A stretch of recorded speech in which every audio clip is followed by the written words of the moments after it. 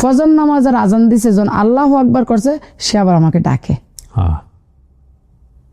কি ভয়াবহ দিন, চিন্তা করা যায়। শাশুড়ি অনেক রিকোয়েস্ট করলো, মানে ছেড়ে চলে যাও। হ্যাঁ, সংসার ছেড়ে যাও। আমার হাজবেন্ড বহুতবার বলছে, হাজবেন্ড বলছে দেখো তুমি এখানে থেকে কোনো লাভ নাই, তুমি যদি একটা বিয়ে করো তোমার একটা সংসার হবে।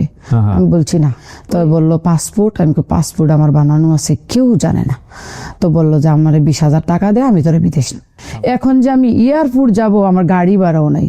তখন আমার হাজবেন্ডের একটা শার্ট ছিল, নতুন একটা শার্ট, ওই শার্টটার বিক্রি করে ওই পয়সাটা দিয়ে আমি এয়ারপোর্টে গেছি। আসসালামু আলাইকুম প্রিয় দর্শক এবং শ্রোতা, আল্লাহ সর্ব অবস্থায় আমাদের সবার মঙ্গল করুন, সবসময়ের মতো সেই প্রার্থনা জানিয়ে শুরু করছি প্রবাসীর অন্তর কথা।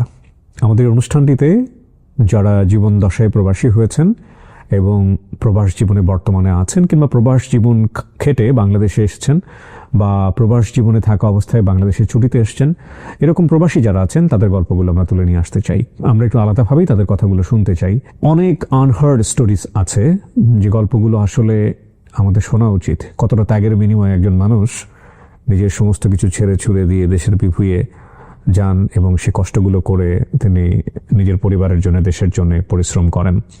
আমরা চেষ্টা করছি অনুষ্ঠানটিকে আপনাদের সামনে বেশি বেশি তুলে নিয়ে আসবার জন্য, এবং আমরা বিশ্বাস করি দেশের বাইরে থেকে যারা শোনেন বা যারা আমাদের এই অনুষ্ঠানগুলোতে অংশগ্রহণ করতে চান তারা কোনো না কোনোভাবে আমাদের সঙ্গে যোগাযোগ করবেন।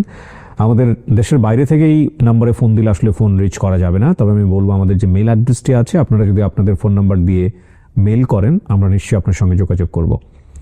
এটা আমি বলবো যে দেশে আসার পরে হলে ভালো হবে। দেশের বাইরে যারা বর্তমানে অবস্থান করছেন তাদেরকে তোমরা যোগাযোগ করে আনতে পারবো না, কারণ আমরা আসলে ওভারসিজ ইন্টারভিউ করি না, আমরা শুধুমাত্র স্টুডিওতে প্রেজেন্ট থাকা অবস্থায় ইন্টারভিউ করি। সুতরাং দেশে এসে আমাদেরকে নক দিলে এটা বেটার হবে। আমাদের মেইল অ্যাড্রেসটা আপনার স্ক্রিনে দেখতে পাচ্ছেন, sharemystory24@gmail.com। এছাড়া ফোন নাম্বারটি রয়েছে 09639887777। আপনার নামটা একটু বলেন। আমার নাম মোসাম্মদ রাহিমা। রাহিমা, বয়স কত? 40। জন্ম জেলা কোথায় আপনার? ব্রাহ্মণবাড়িয়া ডিস্ট্রিক্ট, কসবা থানা, গ্রামের নাম বেলতলি। কিছুদিন পর মারামারি হয় কেন এখানে? ওটা আমার বাপের বাড়ি এলাকায়, আর স্বামীর বাড়ি হচ্ছে কুমিল্লা ডিস্ট্রিক্ট, ব্রাহ্মণপাড়া থানা।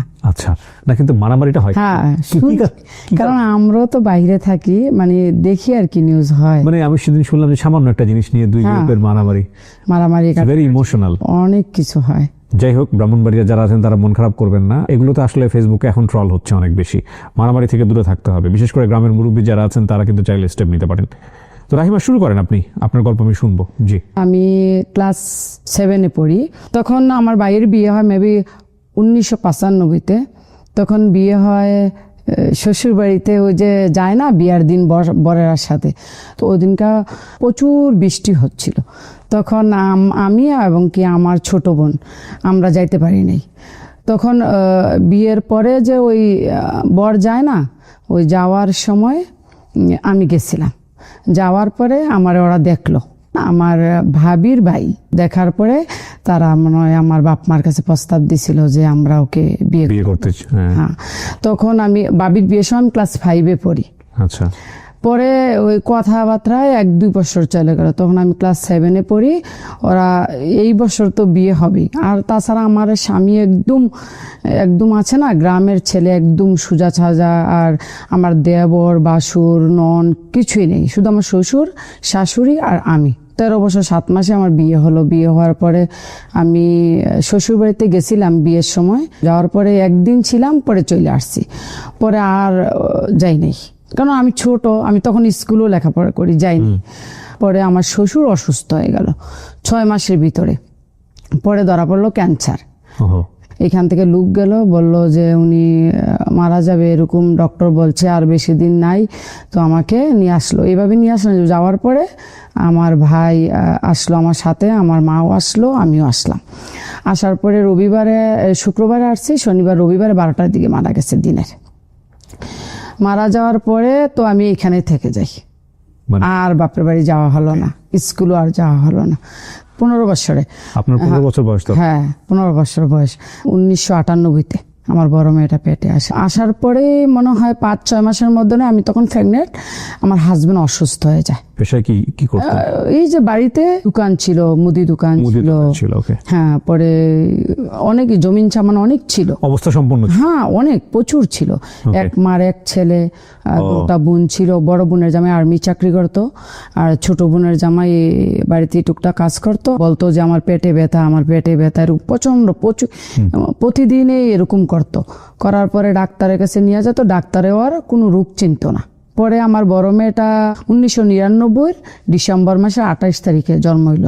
41 দিনের দিনও আমার আব্বা আসলো, আমাকে নিয়ে গেল। 42 দিনের দিনও খবর গেল আমাদের বাড়িতে যে উনি অসুস্থ, প্রচন্ড অসুস্থ। তো আমি আসলাম, আমার মা আসলো, আমার ভাই আসলো, বাপ আসলো, এসে দেখো বাড়িতে নাই। বাড়ির কাছে একটা সরকারি হসপিটাল ছিল, ওইখানে 25-26 দিনের মতো ছিল। ওই আর সুস্থ হয় নাই, এবং কি ডাক্তার বলতেও পারে নাই যে ওর কি রোগ। তখন তো আমি হসপিটালে থাকি মেয়েটা নিয়ে 42 দিন, আমার শাশুড়িও থাকে। ডক্টর বলতেছে এখান থেকে ওকে নিয়ে যান, অনেক অসুবিধা, আর অপারেশন করতে হবে। তখন ব্রাহ্মণপাড়া থেকে কুমিল্লা আজকে ট্রান্সফার করতেছে। পরে ডাক্তাররা আমাকে ওই দিনে রিলিজ দিয়ে দিল। তো আমি একটা গাড়ি করে নিয়ে আসলাম কুমিল্লা। মেয়ের বয়স কত তখন? 2 মাস। একদম কোলের বাচ্চা? হ্যাঁ, একদম ছোট। আনার সাথে সাথে ওরে বললো যে আজকের ভিতরে অপারেশন করতে হবে, নাইলে ওই বাঁচবে না। আর পেটটা ফুলে অনেক উপরে চলে গেল দেখলাম, আর কথাও বলতে পারছে না। তখন পরের দিন অপারেশন করবে, অপারেশন থিয়েটারে নিয়ে গেল। তখন বললো যে ব্লাড লাগবে। দেখলাম যে না, ওরও বি পজিটিভ, আমারও বি পজিটিভ। বলছে 2 মাসের বাচ্চারাকে আপনারা ব্লাড নিতেছেন, এটা তো ভালো না। তখন আমাকে ডাক্তার উঠাই দিল যে ব্লাড দেওয়া যাবে না, আপনি যান। ব্লাড নিচে নিয়ে ওর অপারেশন হলো। 3 দিন পর ওর গান আসছে। 4-5 দিন পরে ডাক্তার আসলো। আসার পরে ডাক্তার দেখলো এটা ফুলে ও অনেক উপরে উঠে গেছে, সিঁড়িটা অনেক উপরে উঠে গেছে। পরে ওই ডাক্তারের কেসিটা দিয়া শুধু সুতাটার মধ্যে এমন করছে, পুরাটা সুতা উঠে গেছে, আর পেটটা এরকম হয়ে গেছে। এবং কি পেটের ভিতরে সব কিছু দেখা যাচ্ছে, যত কিছু আছে। ওই যে সিলিটা উঠে গেল, এইভাবে ডাকলো ডাক্তারে। প্রথম পেটের মধ্যে ওই যে রুই আছে না, ফুম, ওইগুলা দেয়। পরে 2-3টা গামছা দিয়া বাঁধে, 2-3টা, পরে আবার 2-3টা টাওয়াল দেয়, পরে আবার বেল দেয়। ওই 1 ঘন্টার মধ্যে ওইগুলো আবার পানি দিয়ে ভিজে যায়। এরকম করতে করতে করতে অনেক দিন চলে গেল। পরে দেখতাম ডাক্তার 9টার দিকে ড্রেসিং করাইতে আসে, 9টার দিকে একবার, দুপুরে একটা, 2টার দিকে একবার, আবার রাতও একবার। তারপরও মাল কাড়ে না, বেড মেট সবকিছু পানি হয়ে যায়। আবার 7 দিনের বেলা ডাক্তার আসলো, তখন আমার আব্বুও খারাপ ছিল। তো আমি আবার বাচ্চা কান্দাকাটি করে দেখে বালকিনিতে ছিলাম। 2 মাসের বাচ্চা নেই? হ্যাঁ, আমি একদিনও বাড়িতে যাই নাই। বুঝে ওঠার আগেই সংসার, মানে প্রেম ভালোবাসা তো ডেফিনেটলি সেই বয়সে সে বুঝে না। তার আগেই তার সংসার শুরু হয়ে গেছে, তার আগেই বাচ্চা কাচ্চা, এবং তারপরে দায়িত্ব। দেখেন, আজকের এই গল্পটা ডেফিনেটলি এটা ওনার ব্যক্তি জীবনের গল্প। এই জিনিসটাকে ইন্সপায়ার করে একবারে জাতীয়ভাবে চিন্তা করার কোনো সুযোগ নাই যে ডেফিনেটলি এত অল্প বয়সে বিয়ে হলেই সুখী হইতো। ব্যাপারটা এরকম না, অল্প বয়সে বিয়ে হওয়া অনেক দুর্ঘটনাও আছে। তো এটা ওনার জীবনে হয়েছে। তো এটা দিয়ে অনেক সময় গুরুজনরা এটা বলেন যে আসলে যে ভালো সে সব জায়গাতেই ভালো। ঠিক আছে, জি বলেন। তারপর পরে 7 দিনের দিনও ডাক্তার আসলো। পরে আব্বাকে বলল যে ওই আর বাঁচবে না, আর 4 দিন মনে হয় আছে, যা কিছু খাওয়ার খাওয়াই নিয়ে। যদি ডাক্তার এইভাবে বলছে, ওই যদি কাঁচামরিচও খেতে চায় ওইটাও দিয়ে। পরে 4 দিন বাঁচতে তো আছে। খাবার ডাক্তার বলছে খেতে দেন, খানা বন্ধ করবেন না। পরে ওই মুখে দিয়ে যদি মাংসের টুকরাটা দিত না, ওই ডেসিনলা আসতো, পরিষ্কার হতো, ওই মাংসের টুকরাটা আবার ওয়াপেস চলে আসতো, ও ভাত গুলে চলে আসতো, আবার খাইতো, কিন্তু পেটের দিক দিয়ে বের হয়ে যেত না, ওই হজম হয় নাই। পরে আমরা শুনছি আর কি, ডাক্তাররা মানে অন্য মানুষে বলছে যে ডাক্তারে যে অপারেশন করছে, কিন্তু ওর লং টাইম অপারেশন, আর এমন দুর্গন্ধ বলা যায় না, এমন দুর্গন্ধ বলা যায় না। তখন আমি ওই হসপিটাল থেকেই ক্ষেত বিক্রি করতেছি, জমি বিক্রি করে। হ্যাঁ, অনেক জমি বিক্রি করেছি। হয়তো আর সাইন দিতে পারে না, ওই হাতে টিপসই দেয়, এইসব জমি বিক্রি করে। হ্যাঁ, ওই যে বললো ডাক্তারে 4 দিন পরে মারা যাবে, কিছুই হলো না। 15-20 দিন পরে তো আমার শাশুড়ি বললো বাড়িটা একা আমি একটা ঘুরা দিয়ে আসি। আজকে রাতে এশার নামাজের পরে আমি ওষুধ দিতে গেছি, ওষুধ দেওয়ার পরে দেখি ও আর কথা বলে না, সবাই বলছে যে মরে গেছে। মারা যাওয়ার পরে তো হসপিটাল থেকে দৌড়ে আমার মামা শ্বশুর আবার হসপিটালে গেছে। আবার ফজর নামাজের আজান দিছে, যখন আল্লাহু আকবার করছে, সে আবার আমাকে ডাকে। কি ভয়াবহ দিন, চিন্তা করা যায়। 2 মাসের একটা বাচ্চা নিয়ে। পরে আবার ওষুধ বড়ি দিল, এরকম করে আমি একটা 9 মাস ছিলাম। 9 মাসের পরে হয়তো আর সুস্থ হয় নাই। আমি ডাক্তারে বললাম বাড়িতে আমি নিয়ে যাই, সবাইকে দেখো, খাওয়া বাতাস লাগুক। পরে ডাক্তারে বলে দেখেন আমি এত বড় রিস্ক নিতে পারবো না, আমি আপনাকে একদম বাড়ির জন্য বিদায় দিতে পারবো না। আপনি পারেন যদি আপনার এলাকাতে একটা হসপিটাল থাকে ওইখানে আপনি রাখতে পারেন। ওই যে প্রথম হসপিটালটায় ভর্তি ছিল জি। ওইটাতে আবার নিয়ে আসছি 9 মাস পরে। প্রায় 1-2 মাস আবার এখানে থাকলাম, মোট 11 মাস আমি হসপিটাল ছিলাম। থাকার পরে এই ডাক্তারে আমি বললাম আমার বাড়ি তো এখানে পাশেই, তো আপনি একটা কাজ করেন আমার বাড়িতে যাইতে দেন, আমি বাড়ির আলু বাতাসটা ওরা লাগাই, দেখি ও সুস্থ হয় কিনা। কয় ঠিক আছে, যদি আপনি নিতে পারেন নেন। তখন বাড়িতে আনলাম, ঘরের মধ্যে কেউ আসতে পারে না, গন্ধে এত দুর্গন্ধ। আর আমার শাশুড়ি কাপড়গুলা ধুতো না, ওই যে গামছা টাওয়াল এগুলো, আমার শাশুড়ি এগুলো একদম পচে গেছিল। আমি একটু কম কম নিতাম কারণ আমি তো বাচ্চার মা। এভরিডে একটা ইঞ্জেকশন করতো, 25,000 টাকা নাকি নিত, ATS, ওই যে পেটটা খোলা না ওইটা ভালো হওয়ার জন্য। এভরিডে, প্রথম এভরিডে করতো, পরে আবার 7 দিন পরে একটা করতো। এরকম চিকিৎসা করতে করতে করতে আর তো ভালো হয় না। এখন আমি কি করবো, আমার পিঠ মাটিতে লেগে গেছে। এখন তো আমি বাঁচতে হবে, আমার একটা মেয়ে আছে। 1 সালের কথা বলছি। পরে লাস্টের দিয়া একটু ভালো হলো, ভালোর দিকে যাওয়ার পরে 2002 সালের প্রথম দিয়ে আমার ছোট মেয়েটা পেটে আসলো। 21 দিন পরে ওর পেটটা ফুলে ব্রাউন কালারটা এই কালারটার মতো হয়ে গেল, পুরাটা পেট। আমার শাশুড়ি আর বুঝতে পারে নাই, আমার শাশুড়িটার মধ্যে ওই যে চামড়া দিয়ে একটু হইছে না, পরে তখন সুই লাগাই দেওয়ার পরে এই যে পেটের থেকে ছুটছে পানি, ঠান্ডা, পচা, এমন ছোটা ছুটছে আর বলার মতো নেই, তীরের মতো। হ্যাঁ, বন্ধ করা যায় না। টাওয়াল দিলে টাওয়ালের উপর দিয়া সবকিছুর উপর গ্যাস দিয়া হয়ে গেছে যেটা বলে। এরকম ছুটছে। ছোড়ার পরে পরে ওরা আবার হসপিটাল নিলাম। পরে বললো যে দ্বিতীয় অপারেশন করতে হবে। তো আবার জমিন বিক্রি করলাম, দ্বিতীয় অপারেশন করলাম। দ্বিতীয় অপারেশন করার পরে ওর হাতের নখ চলে গেল, মাথার চুল চলে গেল, শরীরের চামড়া চলে গেল, এবং কি পিছের মেরুদণ্ডটা আছে না ওইটা একদম ভিতরে চলে গেছে। 24 ঘন্টা এইভাবে শুইতে হয়। প্রশ্নটা করি একটু আপনাকে, আপনার মনে হতো না যে এই সংসার ফেলে চলে যাই? প্রথম এটা হলো আব্বাকে বললো ডাক্তার যে 4 দিনের মধ্যে মারা যাবে, তখন আব্বা আমার বাড়িতে নিয়ে গেল। আব্বা অনেক বলছে, আমার 7 ভাই, কিন্তু 7 ভাই 3 বোন। আমার ভাইরা অনেক রকমের চেষ্টা করছে, অনেক রকমের, কিন্তু আপনি জানেন না। আমি বলছি না, আমি আব্বাকে একটা কথা বলছি, সে মরবে না বাঁচবে আপনারা কেউ জানেন না, শুধু একমাত্র আল্লাহ জানে। শাশুড়ি অনেক রিকোয়েস্ট করলো, মানে সংসার ছেড়ে চলে যান। হ্যাঁ সংসার ছেড়ে যাও। আমার হাজবেন্ড বহুতবার বলছে, আপনার হাজবেন্ড? হ্যাঁ হাজবেন্ড বলছে দেখো তুমি এখানে থেকে কোনো লাভ নাই, তুমি যদি একটা বিয়ে করো তোমার একটা সংসার হবে। আমি বলছি না। পরে এইভাবে থেকে গেলাম, পরে আর সুস্থ হয় নাই। সুস্থ না হওয়ার পরে তখন আমার একদম পিঠ মাটিতে লেগে গেল। কিন্তু সম্পত্তি আছে, বিশাল সম্পত্তি। হ্যাঁ, বিক্রি করার পরও আর দোকান ছিল, জমিন জামান প্রচুর আছে, পুষ্কুনি টুসকুনি সব অনেক কিছু আছে। ওই প্রেগনেন্ট অবস্থায় আমি আবার একটা লাইফ ইন্স্যুরেন্সে জবও করছি কয়েকদিন, 8-9 মাস 10 মাস। পরে এই জবটা দিয়ে আমার কিছু হলো না। তখন আমার বাড়ির একজন ভাসুর আছে, উনি থাকতো সৌদি আরব। তা আমি একদিন কথাটা আমার সাথেই শেয়ার করলাম। আমি কই ভাই আমি কিভাবে বাঁচবো সামনের দিকে, একটা মেয়ে আছে, আবার এখন আমি প্রেগনেন্ট, কি করব? দেখা যাক আল্লাহ যা করে করব। ছোট মেয়েটা হওয়ার পরে আমি স্বামী ছেড়ে যাই নাই বিদায় আমার শাশুড়ি আমাকে অনেক অত্যাচার করছে যাওয়ার জন্য। আমার শাশুড়ি আমার এখানে একদিন মারছিল, এমন ভাবে ব্লাড গেছে আমার পুরা কাপড়গুলা ভিজে গেছিল। আমাকে বলছিল এখানে থেকে কি হবে, তবু আমি যাই নাই। তো ওই বাসুরটা ওই ব্লাড দেখে আমাকে অসুস্থ দেখে ওই আবার ডাক্তারের কাছে নিয়ে গেছিল। ছোট মেয়ের হয়েছে মানে 40 দিনও যায় নাই। ছোট মেয়েটা আমি নিয়ে আমি করলাম ভাই আমার একটা লাইন ধরান। তো এবার আমার বললো বিদেশ যেতে পারবি? আমি অসুস্থ তখন। হ্যাঁ অসুস্থই। ওকে। পরে আমি বললাম হ্যাঁ যাব। তো বললো যে যদি যেতে হয় 50,000 টাকা লাগবে, আর পাসপোর্টও বানাতে হবে। পাসপোর্টটা আমি বানালাম। পাসপোর্টটা এমনি ভাবে বানালাম, কেউ জানে না ঘরে, শুধু আমার হাজবেন্ড জানে। তখন আমার ছোট মেয়েটার মেবি 1-2 মাস বয়স। হ্যাঁ। বড়টার 2 বছর, আচ্ছা 2-2.5 বছর। হ্যাঁ, এটা 2000 3 সালের প্রথম জানুয়ারি মাসের ঘটনা। জি।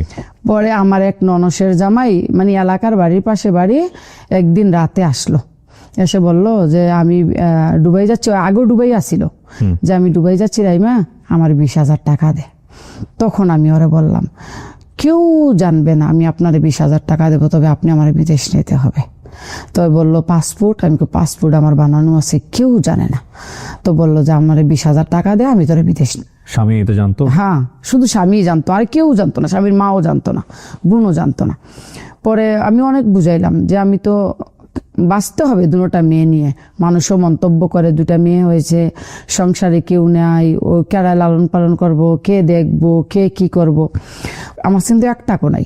বাপের বাড়ি গেলাম, আব্বারে গিয়ে বললাম যে আব্বা, ওই যে আমাদের ক্ষেতের একটা ক্ষেত আছে, ক্ষেতের পাশে যে স্ক্রিমটা পানি উঠে ক্ষেতের থেকে, ওই ক্ষেতটা করে দিবে। কর বলতে? বন্ধক দেবে। বন্ধক। ওই ক্ষেতটা আঁকতে আমার 20,000 টাকা লাগে। আব্বা বলছে ঠিক আছে। পরে আব্বা ব্যাংকে নিয়ে আমার 20,000 টাকা দিল। রাতে কেউ যাতে না দেখে পাসপোর্ট কপি, 2 কপি ছবি আর 20,000 টাকা নিয়ে গেলাম ওর বাড়িতে। ওর বাড়ি আবার একটু দূর। পরে ওর 20,000 টাকা দিলাম, ওই দুবাই চলে গেল। ভিসাটা বাইর করলো। বাইর করার পরে আরো 30,000 টাকা দেওয়া লাগবো। 29,000 টাকা কইতে দেবো। তখন আমার শাশুড়ির আমি বললাম, কইরা আবার কোন কথা, বেড়িতে বিদেশ যায়? আমি কই হ্যাঁ, আমি যাবো, কি করবো? তো বললো না না না না, ওই বেড়িতে বিদেশ যেয়ে থাকতে পারে না, আজকে গেলে কালকে পরে পরে আমার টাকাগুলো মার দিব। আবার বাড়ির মানুষে বলতেছে, ও জামাই ছেড়া যায় না, জামাই অসুস্থ, জামাই ছেড়ে বাপের বাড়িতে যায় না, বিদেশ যাইবো, 2টা বাচ্চা লেখ, এই দরজাতে যাইবো, ওই দরজাতে বাড়ি পারবো। পরে 29,000 টাকা দিলাম। দেওয়ার পরে আরো লাগবে টিকিট কাটতে। এখন ওই টাকাটা আমার হাতে 2003 সালে। হঠাৎ করে একদিন আমার বাসাও ফোন দেওয়ার পরে, রমজানের আগের দিন, কয় শুক্রবারে তোমার ফ্লাইট। আর এই কি আশ্চর্য কথাবার্তা! আমি তো জানিও না, শুনিও না। 2টা বাচ্চা আমি কার কাছে রেখে যাবো সেইটাও আমার কোনো কনফার্ম হয় নাই। কয় না, এই শুক্রবারে তোমার ফ্লাইট। এখন যে আমি এয়ারপোর্ট যাব, আমার গাড়ি ভাড়াও নাই। তখন আমার হাজব্যান্ডের একটা শার্ট ছিল, নতুন একটা শার্ট। এটা অপারেশনের আগে ওরে মানে কেউ, ওর মামা না কেউ দিছিল কাপড়টা। ওই আমার ভাই আবার টেলার, ভালো টেলার, আমার ভাইয়ে সেলাই দিছে শার্টটা। ওই শার্টটার বিক্রি করে ওই পয়সাটা দিয়ে আমি এয়ারপোর্টে গেছি। প্রিয় দর্শক, আপনারা হয়তো অনেকেই জানেন দ্য প্রিমিয়াম হোমস লিমিটেডের কন্ডোমিনিয়াম প্রজেক্ট সম্পর্কে। এটা ঢাকার আশুলিয়া মডেল টাউনের বি ব্লকে অবস্থিত আন্তর্জাতিক মানের সাশ্রয়ী কন্ডোমিনিয়াম প্রজেক্ট। এই কন্ডোমিনিয়াম প্রজেক্টের নিজের স্টুডিও অ্যাপার্টমেন্ট কেনা এখন খুবই অ্যাফোর্ডেবল। এখানে শুধু একটা অ্যাপার্টমেন্ট না, পুরো লাইফস্টাইল বদলে দেওয়ার মতো সুযোগ সুবিধা আছে, যেমন swimming pool, football turf, basketball ground, kids play zone সহ আরো অনেক সুবিধা। একটা নিরাপদ বাউন্ডারির মধ্যেই স্কুল, সুপার শপ, হাঁটার জায়গা, জিম সেন্টার সহ আরো অনেক কিছু। এবং খুব সহজে অল্প অল্প করে 4 বছর ধরে কিস্তির মাধ্যমে পেমেন্ট করার সুযোগ রয়েছে, যেখানে 600 স্কয়ার ফিট থেকে শুরু করে 1 বেডরুম এবং 2 বেডরুমের স্টুডিও ফ্ল্যাট অ্যাভেলেবল রয়েছে। যদি আপনারও একটা ছোট নিরাপদ নিজের ফ্ল্যাটের স্বপ্ন থাকে, তাহলে বিস্তারিত জানতে আপনি কল করুন স্ক্রিনে দেওয়া নাম্বারে। গিয়ে আমি বিদেশে গেলাম আমি দুবাইতে, এই বাচ্চা কাচ্চা রেখে। হ্যাঁ, তখন আমার বড় মেয়েটা 4 মাস বয়স, ছোট মেয়েটা, আর বড় মেয়েটা 2 বছর বয়স। বড় মেয়েটা ঘুমিয়ে গেছিল, আমার শাশুড়ি হাতে দিয়ে, আর ছোট মেয়ের নিয়ে বৃষ্টি, প্রচন্ড বৃষ্টি। তো আমি ছোট মেয়েটা নিয়ে শুয়ে পড়লাম। ও আবার দুধ খেতেছে, ও আর দুধ ছাড়ে না আমার থেকে। পরে আমি ওরে এমনি ভাবে রেখে উপরে খেতা দিয়ে কাপড় দিয়ে চলে গেলাম 2003-এ। কেমন লাগতেছিল ওই সময়টাতে? যেটা কল্পনা করা যায় না। বলতেছে তো বলে যাচ্ছে, জাস্ট ফিল করার চেষ্টা করেন, তাহলে বুঝবেন। এমন একটা জায়গা চাইলে চলে আসতেও পারবে না। না, মানে মনে হলো যে কালকে গেলাম, আজকে চলে আসলাম, সম্ভব না। যাওয়ার পরেও ওইখানেও সুখ নাই। আপনার কাজ কি দিল? কোথায় গেলেন? এজেন্সি থেকে ভিসা নিছিল, ট্রাভেলস থেকে। তো আমাকে নিয়ে ওই একটা এজেন্সির মধ্যে রাখলো। রাখার পরে এক আরবি মহিলা এসে আমাকে নিয়ে গেল। আমি তো আর আরবি বুঝি না ওই সময়, তো আমার ইংলিশে যায়, আমি একটু বুঝি। সকাল উঠলাম, আমাকে বলল ঝাড়ু দিতে, পোছা করতে। বাড়িটা অনেক বড় বাড়ি ছিল, জঙ্গল ছিল, ওই অনেকগুলা বকরি ছিল, মুরগি ছিল। প্লেট দিত, বলতো কি মুরগির ডিম নিয়ে আস। ও মুরগির ডিম আনতে গেলে মুরগি আমার দৌড়াই দিত, আমি আসা পারতাম। আবার বলতো কি হাতে খেজুর দিত একটা বড় বলে, ওই ডিনা বকরি দিয়া ছাগল দিয়া, ওই দিতে গেলে ওই ছাগল আমার দৌড়াই দিত। মেশিনে কাপড় দে, ওই ধোয়া হয়ে গেলে বাইরে দিবি, আমি কাপড় নিয়ে বাইরে বসে থাকি। ওয়াশিং মেশিন হ্যাঁ। ব্যবহার করতে জানতেন? হ্যাঁ, ও এরকম জানতাম না। বলতো ক্লিন করার জন্য, ক্লিন কাকে বলে এটাও জানতাম না। বলতো ডাস্টিং করে, ও ডাস্টিং কাপড় নিয়ে আমি আমার হাতে কাপড় দাঁড়াই দিত, আমি এক জায়গায় দাঁড়াই থাকতাম। ধুলাবালি ঝাড়তে বলছে আর কি। তো আমার হাতে আবার কাছে দিত, কোথাও ঘাস কেটে নিয়ে আয়। ওই দেশের ঘাস যেটা বাড়িতে হয় গ্যান্ডারি গাছের মতো, কুইশোর গাছের মতো, ঘাস কাটতে গেলে আমার পুরো হাতে পায়ে রক্ত এসে পড়তো ওই পাতার ইয়ায়। তো আমি আসলে আর চাইতাম না। এরকম করে করে 25 দিন মাত্র গেছে। দেশে আমি ফোনও করি নাই। আমার বললো তোর কেডায় নিয়ে আসছে, দেশে কে নিয়ে আসছে? তখন আমি যাই বলছি যে আমার ভাই বা ব্রাদার নিয়ে আসছে। কয় এক কাজ কর, আমার কয় নাম্বার আছে, তো এবার আমার নাম্বারটা লেখে একটা পেপারে দিছিল। তো আমি নাম্বারটা দিছি, ফোন করছে। ফোন করার পরে আমি আবার কান্নাকাটি করতেছি, ওরা তো আরো বাংলা বোঝে না। আমি কো ভাই এখানে ছাগলটা খানা দিতে হয়, মুরগির ডিম নিতে হয়, ওই ঘাস কাটতে হয়, বাড়ি ক্লিন করতে হয়, কাম দিয়ে দিয়ে আমি পাগল হয়েছি না, আমি এই কাম করুম, আমার বাড়িতে পাঠান, জলদি বাড়িতে পাঠান। কয় বাড়িতে আর যাওয়া যাবে না। আমি কেন? যেতে হলে আবার ক্যান্সেল করতে হবে, ওই মালিককে পাসপোর্ট দিতে হবে। পরে শুনছি যে মহিলা আমাকে নিয়েছে, ওই মহিলা ওইখান থেকে এজেন্সি থেকে যে আমার আনছে, আমার 5-10 হাজার দেরাম দিয়ে আনছে, কিনে আনছে, বিমান ভাড়াও আমারে দিছে, ভিসা দিছে, এভরিথিং দিছে। পরে আমি বললাম না, আমি আর থাকবো না, আমি কান্নাকাটি করি, আমি ওর ঘরে আর কামও করবো না। পরে আমার মেডিকেলও করাইছে ওরা ভিসা লাগানোর জন্য। পরে মহিলা এরকম দেখে আমি কাজ টাজ করি না, শুধু কান্নাকাটি করি দিন রাত। এই পুরো রমজান মাস শুধু আমি কোরআন শরীফ নিয়ে বসে থাকি। কোরআন শরীফের পানি আমার পুরা কোরআন ভিজে যায়।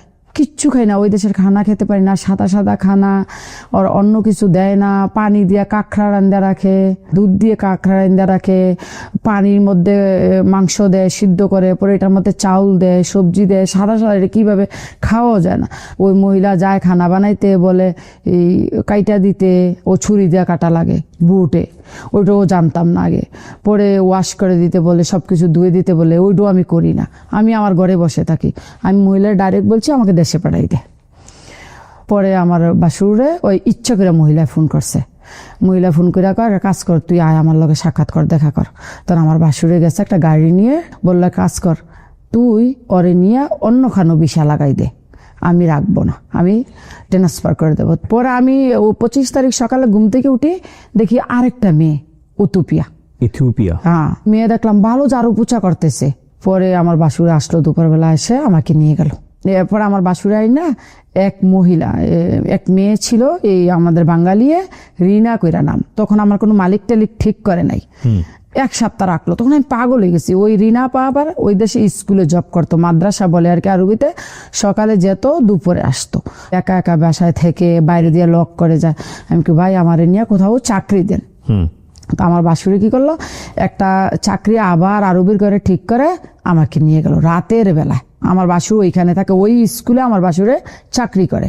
ওই চাকরি করে বলে আমার এই যে মালিক আছে না, মালিকের ছেলে মেয়েরা চিনতো। নিয়ে আসার পরে মামারে দিল রাতের বেলা। মামা আমার পায়ে অনেক খুশি। ওয়ও মানে দুবাইয়ের মেয়ে না, এমারতের মেয়ে না, ওই ওমানের মেয়ে। ওই আমার আর বাপের আবার 3টা বউ, বড় বউয়ের 8 ছেলে 4 মেয়ে, মেজু বউয়ের 2 ছেলে 1 মেয়ে। আর বাপ মানে আপনার মালিক যে ইনফ্লুয়েন্সার আর কি। পরে আমার এটা 3য় বউ, 3 নাম্বার বউ। ওর একটা মেয়ে আছে, আমি গিয়ে আবার ওই আমার ছোট মেয়েটার মতো পেয়েছি 3 মাসের। হ্যাঁ, পেয়ে আমিও খুশি, মামাও খুশি। ওই মানে হচ্ছে মালিকের বউ, আপনি মামা বলতেছেন? হ্যাঁ, ম্যাডাম রে মামা। ওকে। পরে ওই যে মালিক তো 3টে বিয়ে করছে, 3 রাত 3 জনের কাছে থাকে। আমি যে গেছি, আমার বয়স তখন 18 বছর 3-4 মাস। তো মামার বয়সটা আমি গিয়ে দেখলাম আমার চেয়েও কম। ওই আমার কাজের কথাও বলে না, খানা বানানোর কথাও বলে না, শুধু ওর সাথে বসে থাকা আর গল্প করা, আর ওই বাচ্চাটারে দেখাশোনা করা। হাউসমেটটা কিন্তু সকাল 5টা বাজে উঠতে হয়, আমি সকাল 11টা বাজে উঠলো, আমার কিছু বলতো না। আমি যে বাচ্চাটা এখানে রেখে গেছি 1 মাস হয়েছে, কিন্তু আমি এখনো আমার কোনো দুধ কন্ট্রোল হয় নাই। মামা বলছে তুই কতদিন হয় দুবাইতে আসছ? আমি কই 1 মাস 10-15 দিন। কয় এখনো তোর দুধ যায় নাই? আমি কই না, আমাদের একটা বাঙালি দোকান ছিল, তো আমারে বললো ওই দোকানে গিয়া ওষুধের কথা ওষুধ দিব। ওষুধ দেওয়ার পরে আস্তে আস্তে আস্তে আস্তে আমার দুধগুলা চলে গেল। থাকলাম ভালোই, আমার কোনো গ্যাঞ্জাম নাই। এদিকে আপনি বাড়িতে মানে বাংলাদেশ না, যোগাযোগ আমি তো আর যোগাযোগ করি না, আমার হাতে মোবাইল নাই, কারো নাম্বার নেই, কোনো কিছু নেই। তো একদিন ফোন করে আমার হাজবেন্ডের চাচাতো বোনের মোবাইলে, ওর একটা মোবাইল আগের দিনও আছিল না, ওই যে মোবাইলের উপর একটা কলমের মতো ছিল, অ্যান্টেনা পরে ফোন দিছি রাইতে, কয় কে? আমি কই আপা আমি মিঞ্জুর মা রাহিমা। কই এই তুই বাচ্চা আসস? আমি কই হ আপা। মানে 2 মিনিট কত হয়েছে, আর হয় নাই। 6 মাস পরে আমি যে দোকানতে সামান আনতে যাইতাম গ্রোসারির থেকে, আমি আবার আরবি ভাষা 1 মাসের মধ্যে শিখে গেছি। আরবি আমি লিখতেও জানি, ওরে পড়তেও জানি। আমি বাংলাদেশেও মাদ্রাসার মধ্যেই আমি লেখাপড়া করছি। তো ওই দোকানে যে আসা যাওয়া ডেইলি করি, ওই লোকটা আবার কেরালার, ইন্ডিয়া। তো আমার জিগেল যে রাইমা তুই যে এই দেশে আসস, বাড়িতে ফোন টোন করস? আমি কই না। পরে কয় তুই আমার এই মোবাইলটা দিয়ে ফোন কর। পরে নাম্বারটা নিয়ে গিয়া ওর ফোনে ফোন লাগাইছি, তখন আমার খালাতো ভাই উঠাইলো। আমি কই আক্তার ভাই আপনি ভালো আছেন নি? কয় আহিমা। আমি কয় রে খালায় খালুয়ে চিল্লে মরে যেতেছে, বলছে তুই বলে মরে গেছস। তো আমি কই কালকা এই টাইমে আবার আইনা রেখেন, আইনা রাখলে আমি কথা বলাম। কালকার দোকানে যাইতে পারি নাই। পরে ওই মা আর আব্বায় ওই নাম্বারে বারবার ফোন করে, ব্যাক করছে। হ্যাঁ ফোন করে। 2 দিন পরে আবার দোকানে গেছি, যাওয়ার পরে ওই যে বললো দোকানওয়ালা, রাহিমা তোর দেশের থেকে ফোন আসছিল, খালায় খালুয়ে অনেক কান্দাকাটি করছে, অনেকবার ফোন করছে, 3,500 টাকা ফোনওয়ালারে দিছে। ওই সময় 50 টাকা না 100 টাকা মিনিট নিত। তো ওই মোবাইল দিয়ে 10-15 মিনিট আক্তার বেড়ে ফোন দিলাম। আক্তার বে আমার মা বাপরে ডাকাই আনলো, কথা কইলাম। তখন আমার মা প্রচন্ড কান্নাকাটি, তুই আসস ন বাইছে, আমরা তো মনে করছি বাচ্চা নাই আর হিন্দে। পরে আমার হাজবেন্ডেরও ফোন করলাম, তুমি আব্বা মারলো কথা কইছো নি? আমি হ্যাঁ বলছি তো। ওরা বলে তোমার ভাই বোনে বলে আমি নাকি তোমার কোনো বেচা দিছি না, মাইরা ফেলাই দিছি। অনেক কাজের মেয়েরা কি করতো, আটকেই রাখতো। মানে কাজের মেয়েরা ডুবাইতে গেলে চাঁদ সূর্যের মুখ দেখে না। কিন্তু আপনি যদি ভালো থাকেন, এমনও মানুষ নেই পৃথিবীতে যে আপনার ট্রাস্ট কেউ করবে, খারাপ চোখে দেখবে, যদি আপনার ইজ্জত আপনি বজায় রাখেন। ওই আমার বাসুর থাকতো, জাল থাকতো, ননদ থাকতো, যারা আমারে নিল। তো এই যে দুপুরে কাজটা শেষ হলে মামা আবার বাচ্চা নিয়ে শুয়ে পড়তো। মানে 2-1 দিন পরে পরে যাইতাম। আম্মা আব্বা বললো কি, রেহানার জামাই পাসপোর্ট করছে, রেহানার জামাই বিদেশ যাইব, আমার ছোট বোনের জামাই। তো আমি আমার এই বাসুরিকে কইলাম, ভাই আমার বোন জামাই আসবো, আপনি একটা ভিসা দেন। কইলো ঠিক আছে, 500 দিরাম দাও প্রথম। আমি ওই সময় চলে গেলাম ওমান গেলাম মামার সাথে। পরে ওই বোন জামাইয়ের ভিসা হলো, সে গেল দুবাইতে, আমি আর দেখলাম না। 2 বছর পরে আমার ভিসা শেষ, কন্ট্যাক্ট। পরে আমি আর বাপে কইলো, তুই মেডিকেল করে তোর ভিসা লাগাব। আমি আর বাপের লোকে প্রচন্ড বড় একটা ঝগড়া লাগাই দিছি। আমি কইছি আমি আর ভিসা লাগাবো না। আমি তখন আরবি জানি একদম ফুল, আমি আর ভিসা লাগাবো না। কেন? আমি দেশে চলে যাবো, আমার বাচ্চা ছোট ছোট। আমি একটা কাজ কর, তুই ভিসা লাগাই দেশের থেকে ঘুরে। আমি কই না, ওর বাচ্চাটা আবার চলতে পারে 2 বছর। কোয়ার পরে তো আমি বললাম ঠিক আছে ভিসা লাগাইয়া 3 মাস পর আমার ছুটি দিল। বাড়িতে যখন আসছি তখন মালিকের বোর করে 2য় বাচ্চা হয়েছে, 40 দিনও যায় নাই, 18 দিনের ছুটি দিছে আমারে। আচ্ছা। পরে আমি দেশের থেকে আইসা পড়লাম, আইসা আবার থাকতে লাগলাম। বাংলাদেশে গিয়ে 9 মাস থাকছি। তখন বাচ্চাটা বড়। আপনি এসে কি দেখলাম? জামাইয়ের কেমন অসুস্থ? ওই রকমই দেখলাম। জামাইয়ের দেখাশোনা করে কি ওই সময়টা? ওই শাশুড়ি দেখে। আমার শাশুড়ি ওই সময় আমার মতোই ছিল, 40, 45, 50 এরকম ছিল। তো ওই সময়টা কি টাকা পয়সা কিছু ইনকাম করতে? হ্যাঁ, অনেক টাকা ইনকাম। আমি তো ওই যে গেলাম 25 দিন ছিলাম, ওই মহিলা আমাকে 1 মাসের স্যালারি দিয়েছে। তো ওগুলো আপনি কি দেশে পাঠাই দিলেন? না, ওইগুলো আমার বাসুরের কাছে দিলাম, আমি বাসুরে দেশে পাঠাই দিল। আচ্ছা। আর ওই যে 2 বছর ছিলাম, আমার আর বাপে মালিক একসাথে মানে প্রতি মাসে টাকা দিত না, আমার 2 মাস 3 মাস পরে পরে পুরাটা বেতন একসাথে দিত। আচ্ছা, তো আপনি এটা ওই ভাসুরকে দিতেন, ভাসুর দেশে পাঠায়? হ্যাঁ, ওই সময় আমার বাসুরে দিতাম, ব্যাংক ট্যাঙ্ক আমি চিনতাম না, তাছাড়া আমি বাইরেও যেতাম না। পরে টাকাটা ওরাই পাঠাইতো, আমার টাকাটা কেউ মারতো না। পরে বাড়িতে দিত। পর 9 মাস পরে ম্যাডাম চলে যাবে ওমান। তো আমাকে আবার বলছে ওমান যাওয়ার জন্য। আমি ম্যাডামরে বুঝিয়ে বললাম, আমি ওই দিন আমি 18 দিনে চলে আসলাম, মেয়েটির ভালো করে দেখলামও না। তো এখন তুই ওমান চলে যা, আমি দেশে চলে যাই। ওমান যদি যায়, বাংলাদেশে হাউসমেট আছে, ও আবার ভালো কেয়ার করে। পরে আর বাপে টিকিট কেটে দিল। আমি একদিন আগে চলে গেলাম, ম্যাডাম একদিন পরে চলে গেল। 3 মাস পরে আমি টিকিট নিয়ে গেলাম। তখন আমি আর মালিকরে জানাই নাই যে আমি অমুক তারিখে আসতেছি। গেলাম, গিয়া দেখি ঘরে মেয়ে তো কাজকর্ম করতেছে। তো মামাই আমার বলতেছে, আমার ঘরে তো অনেকটা মেয়ে আছে, ওর ভিসা টিসু আমরা লাগাইছি। আমি কই থাকুক, ওও কাজ করুক, আমিও করি, 2টা বাচ্চা তো আছে। তো আর বাপে আসলো সন্ধ্যায়, আর বাপের ফোন করছে মালিকরে যে রাহিমা আসছে, এখন কি 2 জন লোক আমরা রাহাম? তো আর মালিক বলল না। তখন আর বাপের বড় যে ওয়াইফ, ওর ঘরে আমি চলে গেলাম। ওর ঘরে আমার এলাকার একজন লোক ছিল, খানা বানাইতো, আরবিতে বলে তাব্বা, কুক আর কি, কুক করে। পরে আর বাপের বললাম যে আমি যদি বাইরে কাজ করি তুই কি আমার ক্যান্সেল করে দিবি? কয় না, ক্যান্সেল করুম না। আমি পাসপোর্টও তোর লগে রাখ, আকামও তোর লগে রাখ, আমার নাম্বারটাও লিখে রাখ, যদি কোনো পুলিশ সিআইডি তোর রাস্তাঘাটে ধরে তুই ডাইরেক্ট আমার ফোন লাগাই দিবি। আচ্ছা আচ্ছা, মানে ওরই অধীনে থাকবেন কিন্তু বাইরে কাজ হ্যাঁ, করবেন। বাইরে কাজ কর। পরে আমার সালাম বে করলো কি, কাজ করো, এই স্কুলে গিয়ে দেখো লুক লাগবে কিনা। পরে আমি স্কুলে গেলাম, ওই মালিকের ভাগ্নি আবার ওই স্কুলের টিচার। পরে আমি গিয়ে বললাম, পরে অনেকে বলল কয় এই ওই আগে তুই কই ছিলি? তো আর বাপের নাম কইছি। তোরা তো আরো ডরে গেছে, আমার আর বাপ কিন্তু অনেক বড় লোক। পরে কাছে ঠিক আছে, তোরা আমি রাতের বেলা জানাই।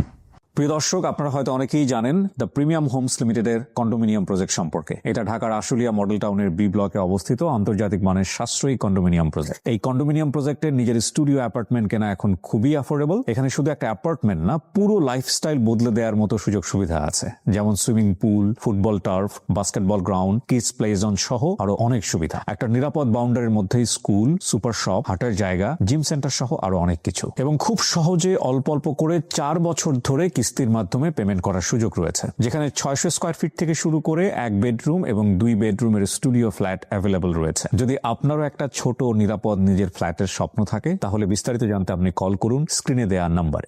রাতের বেলা যারা তখন আমার কিন্তু মোবাইল নেই। পরে ওই আর বাপের ঘরের কাজের এক মেয়ে আরেকটা ছিল, ওইরও থুপিয়া। পরে ওর হাতের নাম্বারটা দিয়ে আসছি, আমি যদি কোনো কাজ হয় ওর নাম্বার আমার কল করবি। রাতেই কল করছে। আর বাপের বোনের মেয়ে বিয়ে দিছে ওই ঘরের জন্য, ওই মেয়ে আবার প্রেগনেন্ট, বাচ্চা হবে। পরে ওরা রাখছে, আমার এতদিন বসাই রাখলো, বাচ্চা হলো, আমি হসপিটালে গেলাম, বাচ্চা হলো। পরে আমি ওর লগে থাকতে গেলাম। ওর ঘরে থাকতে গিয়ে ওই যে আমি ম্যাডামের সাথে একা থাকছি, ঘরে ড্রাইভার ছিল না, কুকের কোনো লোক ছিল না, আমি একা, ম্যাডাম একা। আমি তো আর বাইরের জগৎটারে দেখি নাই। এই ঘরে আবার 2টা মেয়ে আছে, আপনার হায়দ্রাবাদ আন্ধ্রার। একটা আছে খানা বানা নজরুল করে নাম, চিটাঙ্গের। আর একটা আছে মনির, মনে নোয়াখালীর ড্রাইভার। তো দেখতেছি ওরা কেমন একটা রিলেশন, আমার ওইটা দেখে আর ভালো লাগলো না। বাচ্চাটা হলো 10-15 দিনের মধ্যে এগুলা দেখলাম। আবার দেখলাম যে ছোটো মোটো একটা ঝগড়া হয়ে গেল ওরার মধ্যে। গ্যাঞ্জামটা দেখে আমি আর এখানে থাকবো না।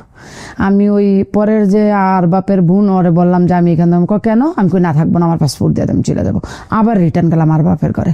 পরে আর বাপের জিজ্ঞাসা করলাম, আমি কি থাকবো তোর ঘরে রাখলে রাখ, নাইলে আমি আমার বাংলাদেশ পাঠাই দে। কয় না রাহিমা, অসুবিধা নাই, তুই চাকরি কর। আমি কই করবো? কয় বাইরে কর।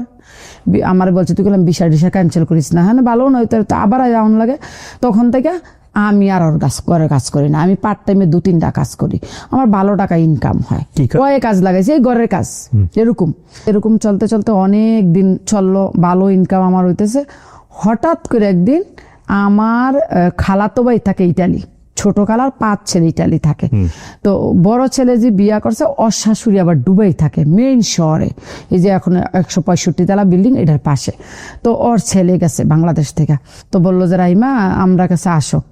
তো আমি বললাম যে কে লেগা মা? ওই কইল কি জহিরে মেডিকেলে আনফিট হয়েছে, দেশও যাইব গা, সামান টামান যদি দাও আইয়া দিয়া যাও, আইও। তো একদিন আইলাম, আইয়া দেখলাম আইরে বাংলাদেশি মায়া পান অভাব নেই। ওরা রুম নিয়ে থাকে, একটা রুমে 4-5 জন মেয়ে থাকে, বেড প্লিজ নিয়ে। তো আমি বললাম যে মা ওই এডি যে থাকে পুলিশে ধরে টরে না?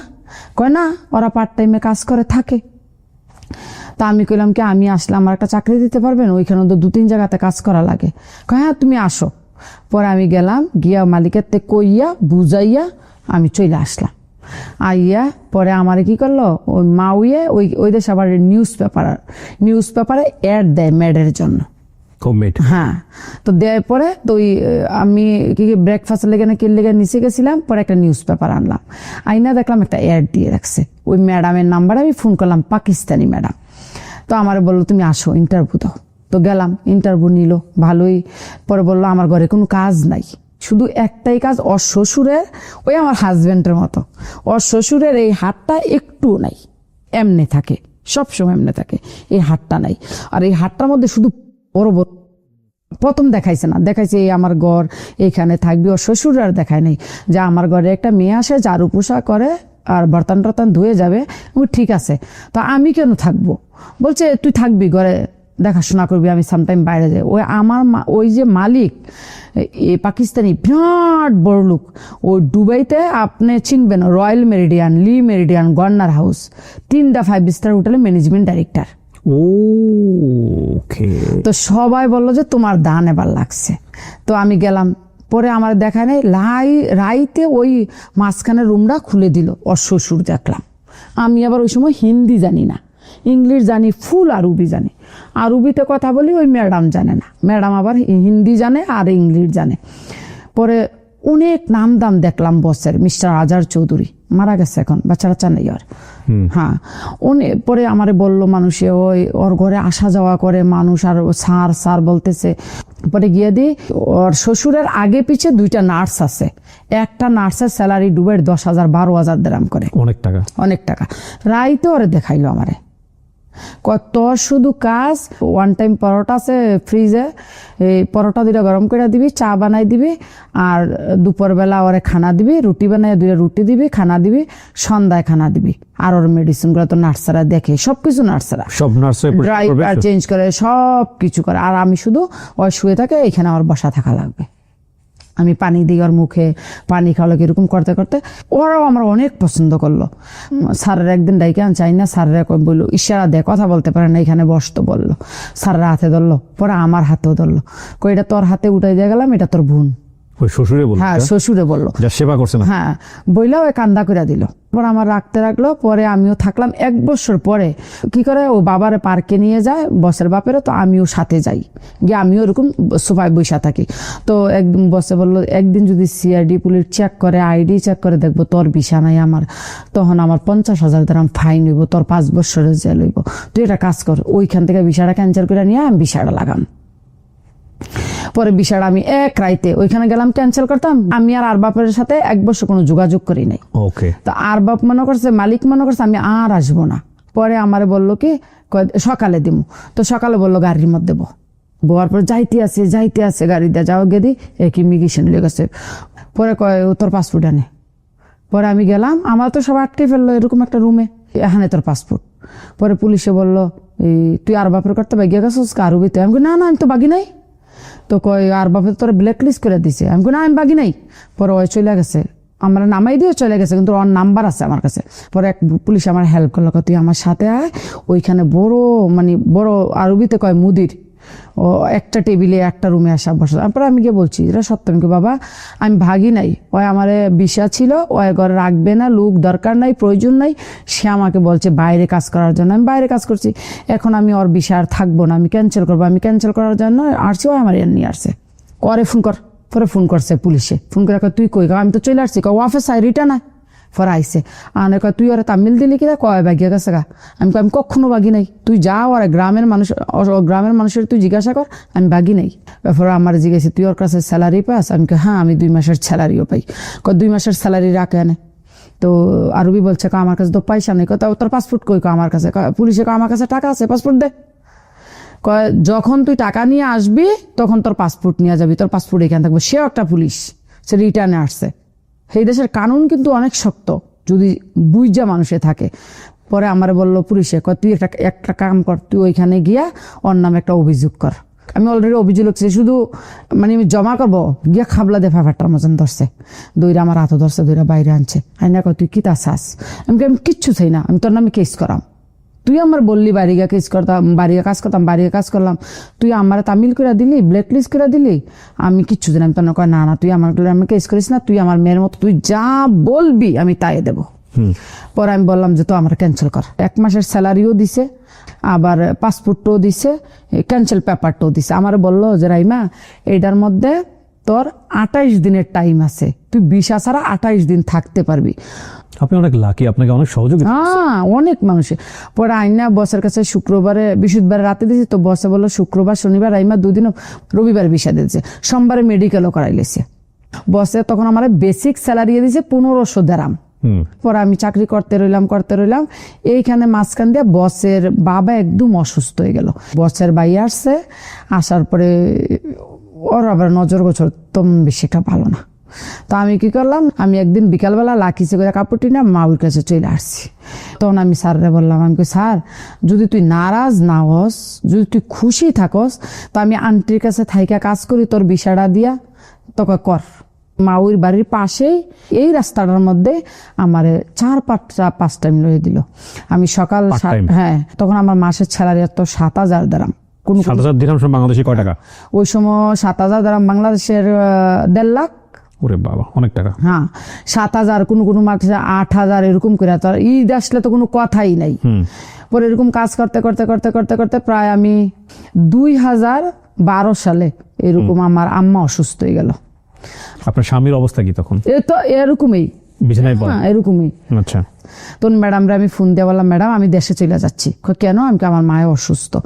পরে আমার আবার ছোট ভাই আছে, আমি নিয়ে গেছি আমার ছোট ভাই আজগর। আবার আমার ভাই আবার আমার মায়ে যখন মারা যাবে 9 দিন আগে শুধু ভিসা লাগিয়ে নতুন ভিসা করে ইন আউট করে ওই দেশে গেছে। বিষও লাগছে না, ওর মেডিকেল করছে না, বিষও লাগাইছে না। তখন আমি বাড়িতে চলে আসলাম। বাড়িতে চলে আসার পরে 10 দিন পরে মা মারা গেল। পরে এখানে থাকলাম। তখন আমার দুটা মেয়ে, বড় মেয়েটার বয়স 10-12, ছোট মেয়েটার বয়স এরকম 10। পরে কি করলাম, ঢাকা মহিলা মাদ্রাসার মধ্যে এখানে আমার ভাবি আবার টিচার, এখানে দিয়ে দিলাম। তুই মেয়েকে? হ্যাঁ, দুনো মেয়েকে। তো দুনো মেয়েকে দিয়ে দিলাম। আমি আবার চলে গেলাম কাজ করতে করতে। 2015 সালে আমি বাড়ির থেকে গেছি জানুয়ারির 11 তারিখ। আব্বাই মারা গেছে 21 তারিখ। বাবাকেও দেখতে পারে না, হঠাৎ আব্বা ভালো সুস্থ। পরে তো এইভাবে চাকরি করে 15 সালে আমি একটা জায়গা নেই বাংলাদেশে জায়গা। হ্যাঁ, বাংলাদেশে একটা জায়গা আমি এক মার্কেটে না আমাদের এলাকাতে বাজারের মধ্যে আমি 2 শতক জায়গা নেই। প্রায় ওই সময় 20 লাখ টাকা দিয়ে আমি নেই। 18 লাখ টাকা দিয়ে আমি চলে গেলাম। আমি কিন্তু জায়গার রেস্টুরেন্ট করি নাই। ভালো লোক, কাছের লোক। এরপরে 17 সালে ফেব্রুয়ারি মাসে আসলাম, আইসা জায়গাটা রেস্টুরি করলাম, চলে গেলাম। আবার 2018 সালের মার্চের 1 তারিখে বড় মেয়েটা বিয়ে দিলাম। আপনার মেয়ের? হ্যাঁ। কত বছর বয়সে বিয়ে দিলেন? 15-16 ছিল। এত অল্প বয়সে কেন বিয়ে দিতে হবে? দেখেন, মাদ্রাসাতে লেখাপড়া করে, আমার তো কেউ নাই, স্বামী তো থাইকেও নাই, শ্বশুর নাই, দেবর। স্বামী কি তখনও বিছানা রকম পড়ে? হ্যাঁ। আল্লাহ। পরে আমি আবার চলে গেলাম দুবাই গিয়ে আবার 2019 সালে আসলাম। এসে 2019 সালের লাস্টে আবার ছোট মেয়েটার বিয়ে দিয়ে দিলাম। ছোট মেয়েটার বয়স 15-16 এরকম বিয়ে দিয়ে দিলাম। চলে গেলাম আবার। যাওয়ার পরে 2020 সালে আসলাম, এসে আরেকটা জায়গা নিলাম 35 লাখ টাকা দিয়ে। পরে আবার চলে গেলাম। আল্লাহ দিলে আমার ইনকাম আছে, মাসে 2 লাখ 2.5 লাখ, ব্যাপার না। মানে ওটা করতেছেন, এদিকে স্বামীর চিকিৎসা করতেছেন, সংসার চালাচ্ছেন, মেয়ে বিয়ে দিচ্ছি, জায়গা জমি করছি। বাড়িতে একটা গড় টিন সেট দিয়ে একটা বিল্ডিং ও করছি, 2 বেডরুম হল দিয়ে। পরে আবার 2024 সালে আসলাম, আইসা আরেকটা জায়গা নিলাম 42 লাখ টাকা দিয়ে। 40-42 লাখ টাকা দিয়ে নিলাম।